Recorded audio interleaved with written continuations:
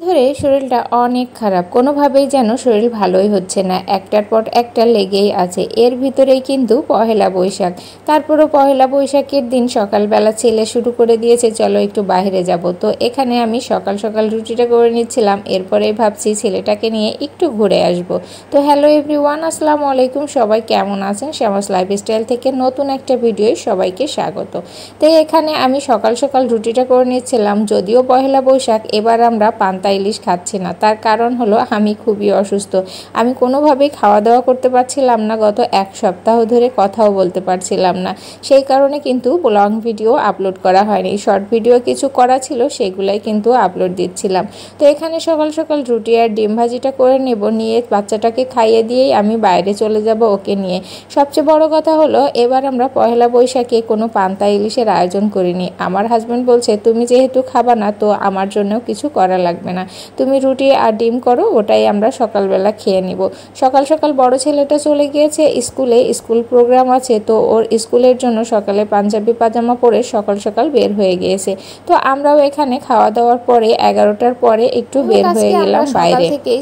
ছোট ছেলেটা যেখানে যেখানে যেতে বলবে তার পছন্দ মতো জায়গায় কিন্তু আমরা ঘোরাঘুরি করব। তা সে প্রথমেই বলল সে পৌর পার্কে ঘুরতে যাবে। তো এখানে চলে আসলাম সকালে পৌর পার্কে। তো সকালবেলা একটু ভিড় কম থাকে, আর সব থেকে ভিড় থাকে আরও সকালে।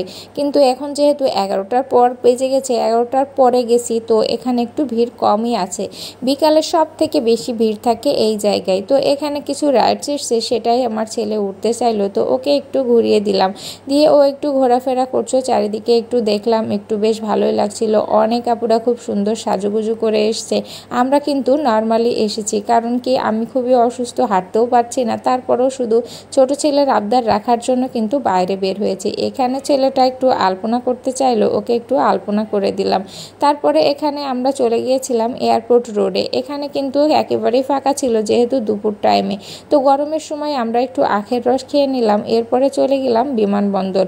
এখানে বিমানবন্দরে একটু ঘোরাঘুরি করে নিলাম। বিমানবন্দর ঘুরে নিয়েই আমরা কিন্তু বিমানবন্দর পার্কে চলে যাব। আমার ছেলেটা এই পার্কটা খুবই পছন্দ করে, যেহেতু নিরিবিলি আর এখানে অনেকগুলো প্লেন থাকে, তো ও এখানে কিন্তু অনেক যেতে পছন্দ করে, আর আমরা প্রায়ই এখানে যাই। তো যাই হোক, এখানে গিয়ে সে তো মহা খুশি। আমি ওকে নিয়ে ভেতরে চলে গেলাম। ভেতরে গিয়ে সে এটা দেখছে ওটা দেখছে। যাই হোক, একটু তার পহেলা বৈশাখটা এভাবেই কাটিয়ে দিলাম। হালকা পাতলা হলেও একটু মজা হয়েছে। যাই হোক, যেহেতু একেবারেই দুপুরবেলা, তাই লোকজনের ভিড় একেবারেই ছিল না। আমরা আর অল্প কিছু মানুষজন এখানে ছিল। তো যাই হোক, বিকালে আমরা বের হব না, কারণ বিকালে প্রচুর ভিড় থাকে, আর বিকালে আমার ডাক্তার দেখানোর কথা ছিল, তাই আমি আর বের হব না। এই কারণে ছেলেটাকে নিয়ে দুপুরই সব ঘুরে বেরিয়ে দিলাম।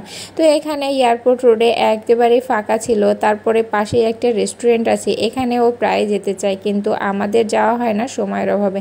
তো আজকে ভাবলাম ওকে নিয়ে এখান থেকে কিছু খাওয়া দাওয়া করে নিই। আর এখানকার ভিউটা বেশ ভালোই, খুবই ভালো লাগলো। আর ওর ফেভারিট খাবার ছিল সব সময়ের জন্য লেমন জুস এবং চিকেন ফ্রাই। এটা হচ্ছে যে রেস্টুরেন্টই যাক না কেন, এটা সে আগে অর্ডার করবে, তারপরে বাকি খাবার অর্ডার করবে। তো এখানে হচ্ছে বিকাল টাইমে আমি বের হয়েছিলাম, কারণ বিকালে আমার একটু কাজ ছিল, আমার ডক্টর দেখানো প্লাস অন্যান্য কাজের জন্য আমি একটু বের হয়েছিলাম। ব্যাস, বের হয়ে আমি তো জ্যামে ফেসে গিয়েছিলাম। এখানে না হইলেও 1 ঘন্টা আমার জ্যামে আটকে গিয়েছিলাম। মাত্র 20 মিনিটের পথ, কিন্তু আমি কিন্তু প্রায় 1 ঘন্টা 30 মিনিট লেগেছে আমার হেঁটে যাওয়া আসা করতে। আমি ইজি বাইক থেকে নেমে এখানে হেঁটেই যাচ্ছিলাম, কারণ কোনো রকম ভ্যান বা বাইকে চড়ে এগোনোই যাচ্ছিল না। এখানে দেখেন যশোর পৌরসভার সামনে, মানে আগে আমি সকালে যে ভিডিওটা দেখালাম ওখানে আমরা কিন্তু ইজিলি চলে গিয়েছিলাম, কিন্তু এখানে প্রবেশ করা একেবারে অসম্ভব মতো হয়ে যাচ্ছিল।